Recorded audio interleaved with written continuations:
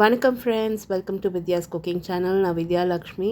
இன்றைக்கி நான் ராகியில் பேல்பூரி ரெசிபி செஞ்சுருக்கேன். வாங்க இதுக்கு தேவையான பொருட்கள் செய்முறை பார்த்துக்கலாம்.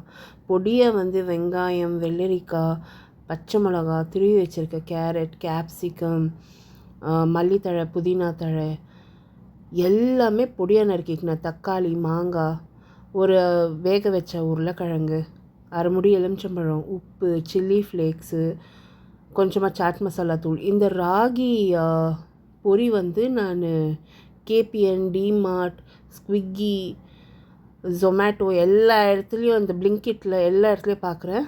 அதே மாதிரி இந்த பூந்தி அண்ட் சேவ் வாங்கி வச்சுருக்கேன். இந்த ராகி பொரி எல்லா இடத்துலையும் ரொம்ப ஈஸியாக கிடைக்கிறது. டிமார்ட்டில் கூட இருக்குது, வாங்கி யூஸ் பண்ணுங்கள்.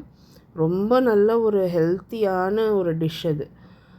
இப்போ நறுக்கி வச்சுருக்க வெங்காயம், வெள்ளரிக்காய், கேப்சிகம், மல்லித்தழை, பச்சை மிளகா, உருளைக்கிழங்கு பொடி பண்ணி சேர்த்துக்கினேன்.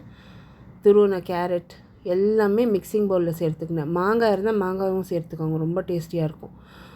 உப்பு, சாட் மசாலா தூள், சில்லி ஃப்ளேக்ஸ் எல்லாம் சேர்த்து, எலுமிச்சம்பழம் சாரம் சேர்த்து ஃபஸ்ட்டு காய்கறியை நல்லா மிக்ஸ் பண்ணிக்கினேன்.